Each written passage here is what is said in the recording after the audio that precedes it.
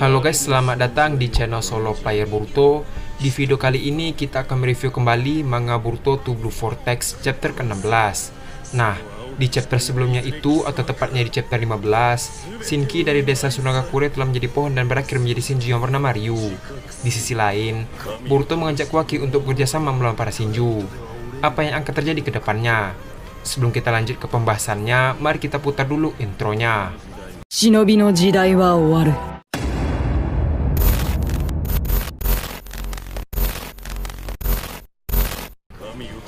Cover manga Boruto TBV chapter 16 ini diisi oleh Eda dengan judul manga Singularitas Takdir.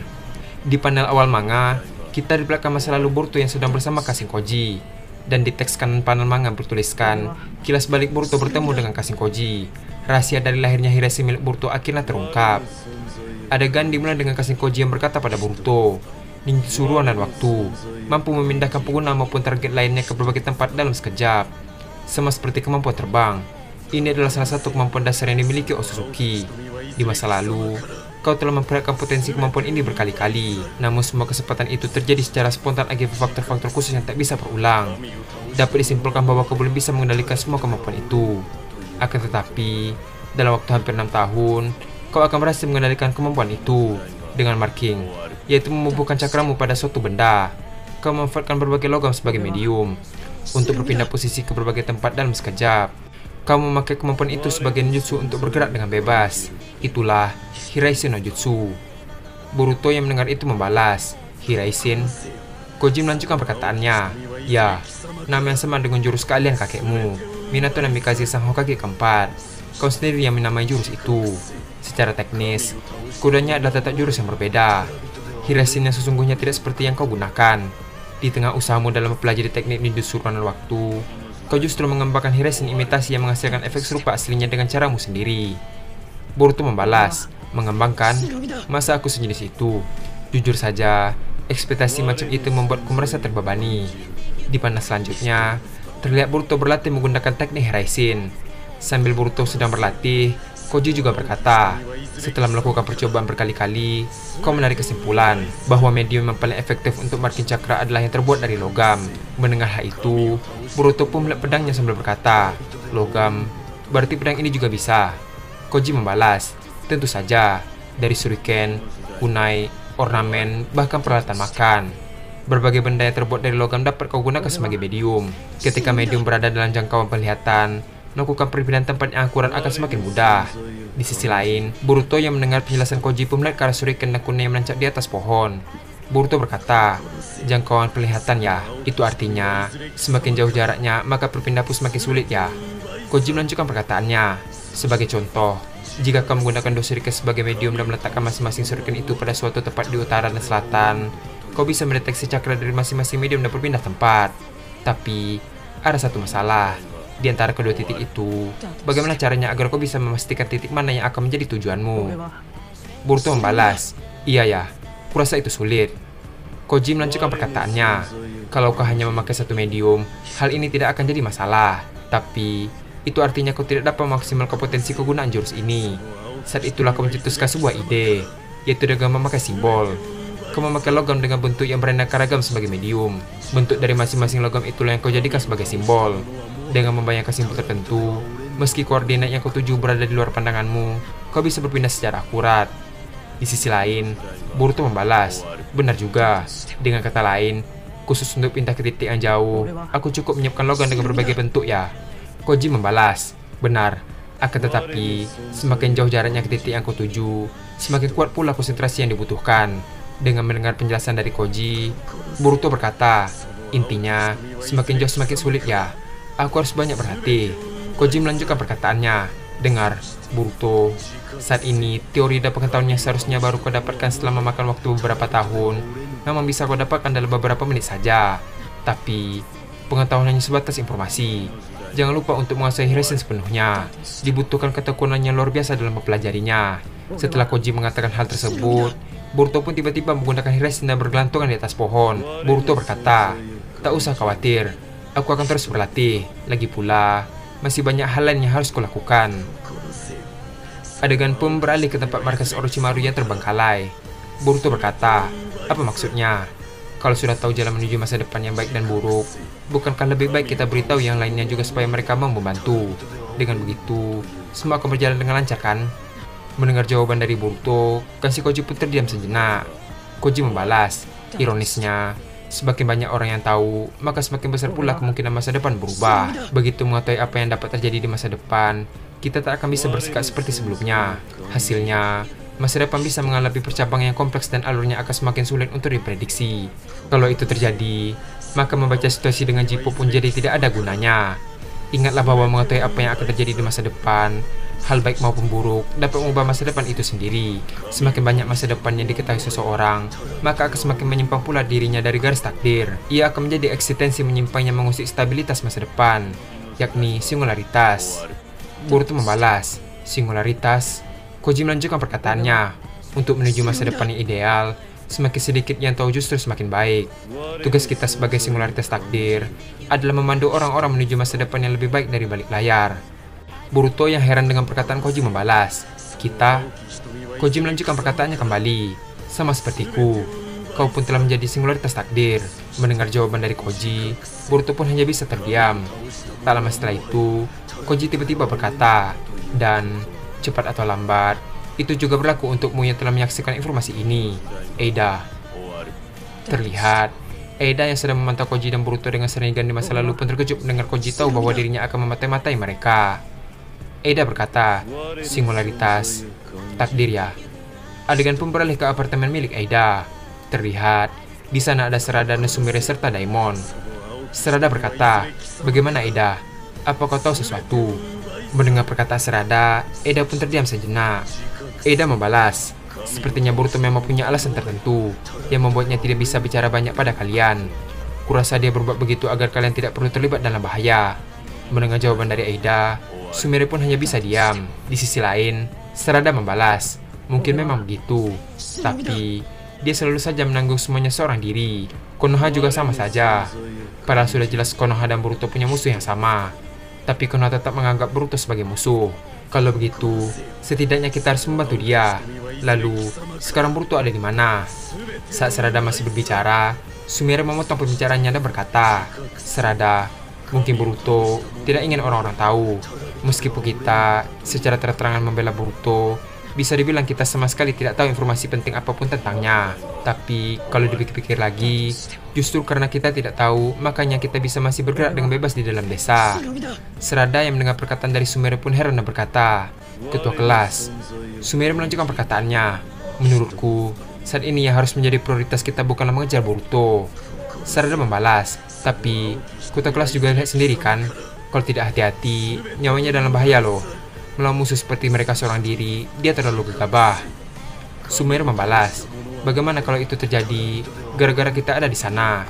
Di sisi lain, Daimon yang sedang berbaring dan mendengar jawaban dari Sumire pun melihat ke arahnya. Sarada dengan ekspresi heran membalas, maksudmu? Sumire melanjutkan perkataannya, tidakkah seharusnya kau coba pahami sedikit perasaan Boruto? Mendengar jawaban dari Sumire, Sarada pun semakin bingung. Sumire berkata kembali, apa kau pikir dia memilih bungkam karena itu yang dia inginkan? Di dunia ini, ada hal-hal yang tidak bisa kita bicarakan meskipun kita sangat ingin membicarakannya kan? Apa kau tidak pernah membayangkan betapa beratnya hal itu? Di sisi lain, Sarada yang mendengar itu pun membalas, ketua kelas. Terlihat, Sumire pun memasang ekspresi murungnya sambil berkata, bukan hanya perasaan Boruto, tapi juga perasaanku. Kau sudah tahu kan bahwa aku menyukai Boruto. Padahal kau tahu, tapi waktu itu kau malah memeluknya. Aku juga berusaha memahami perasaan Sarada kok. Karena situasinya seperti itu, wajar kalau Sarada berbuat begitu. Tapi Sarada sendiri bagaimana? Apa waktu itu, sewaktu-waktu memeluknya di depan mataku, meski hanya sesaat, apa aku memikirkan perasaanku? Mendengar perkataan dari Sumire, Sarada pun hanya bisa terdiam. Sedangkan di sisi lain, Eida yang mendengar perdebatan mereka pun berkata dalam hati, suasananya jadi tegang begini. Saking tidak enaknya, aku tidak bisa berkutik sama sekali. Tapi, ini seru sekali. Ayo lanjutkan. Saat suasana menjadi panas, tiba-tiba Sumire berkata, maaf ya, aku juga bingung. Kenapa aku jadi membicarakan hal seperti ini? Padahal, ini bukan saatnya tepat untuk membahasnya. Di sisi lain, Sarada pun merasa kasihan terhadap Sumire. Tak lama setelah itu, Sumire pun berdiri dan berlari menuju tangga lantai atas. Serada yang hendak Sumire berlari berkata, "Tunggu dulu, ketua kelas." Mendengar perkataan tersebut, Sumire pun berhenti.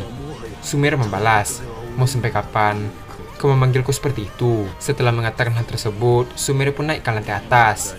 Di sisi lain, tampak Serada merasa bersalah terhadap Sumire. Tak lama setelah itu, tiba-tiba Shikamaru menghubungi Eda dengan Shidachi no Jutsu. Shikamaru berkata, "Eda, ini Shikamaru. Aku minta waktumu sebentar. Ada yang perlu kubicarakan." Adegan pun beralih ke tempat pertemuan tetua Konoha dengan Daimyo.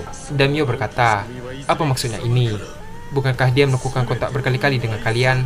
Bisa-bisanya kalian membiarkan buron yang sudah ditangkap lolos begitu saja. Dia itu cuma ninja pelarian. Kenapa tidak segera dihabisi saja?" Salah satu tetua Konoha membalas, "Kami mohon maaf yang sebesar-besarnya." Daimyo melanjutkan perkataannya, "Cepat ringkus dia dan cabut nyawanya. Kalau kalian tidak bisa, akan kuap bertanggung jawab itu pada orang yang lebih pantas." Salah satu tetua Konoha yang mendengar itu membalas, "Tuan Daimyo, Anda tidak perlu khawatir.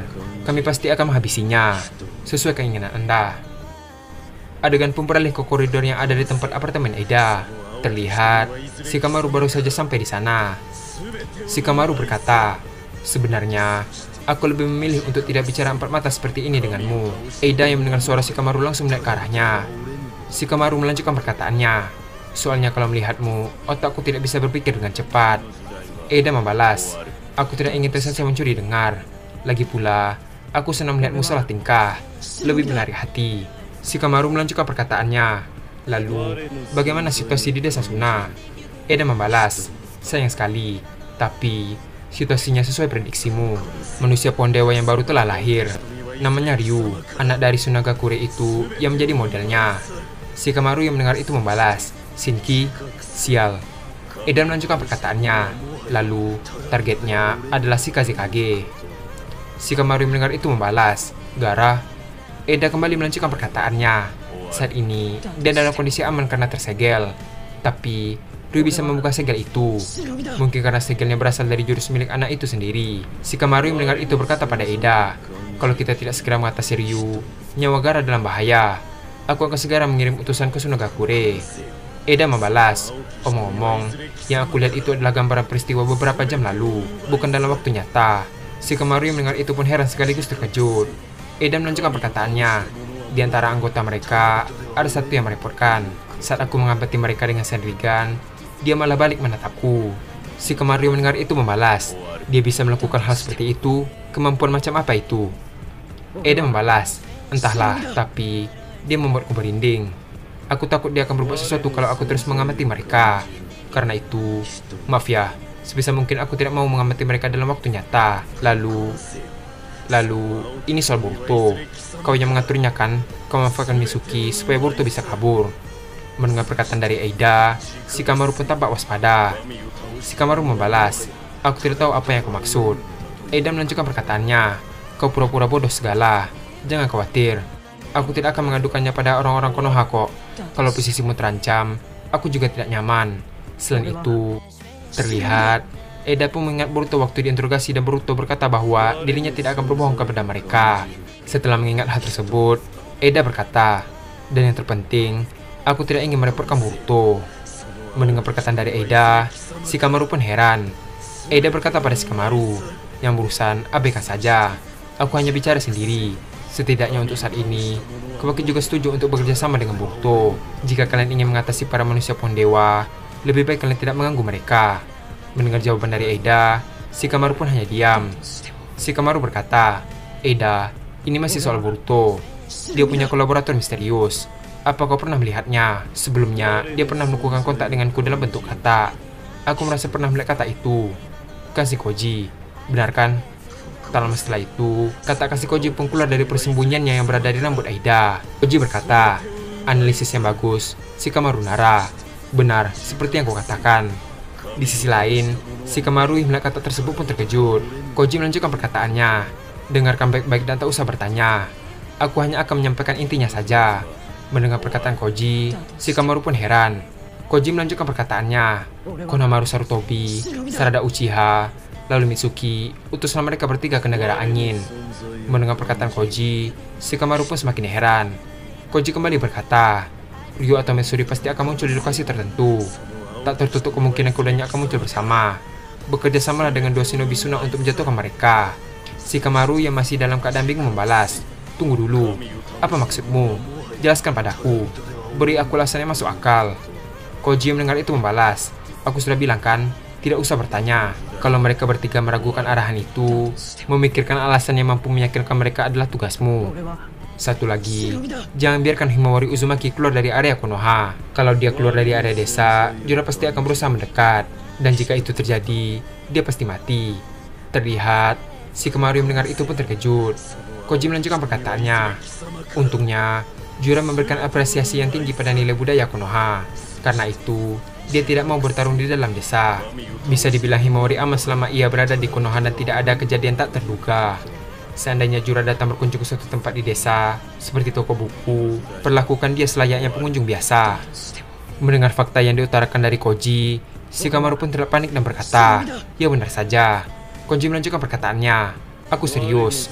Yang terpenting, apapun yang kalian lakukan, jangan memprovokasi Jura. Seandainya dia bertarung dengan kekuatan penuh, kita tidak punya kesempatan untuk menang sama sekali. Supaya Jura tidak bisa melakukan intervensi, kita perlu menjatuhkan teman-temannya dengan kekuatan tempur seminimal mungkin. Kalau Jura ikut terjun ke medan pertarungan, kan harus cepat kabur." Terlihat, Shikamaru dan Eida yang mendengar hal tersebut pun hanya terdiam. Tak lama setelah itu, kata Koji pun langsung pergi dari sana sambil berkata, "Hanya itu yang ingin kusampaikan. Semoga beruntung." Namun, sebelum kata Koji benar-benar pergi, Shikamaru berkata, "Oi, tunggu dulu." Mendengar hal itu, kata Koji pun berhenti dan berkata pada Shikamaru, "Maaf, aku terlambat menyampaikan terima kasihku atas bantuanmu dalam meloloskan Boruto.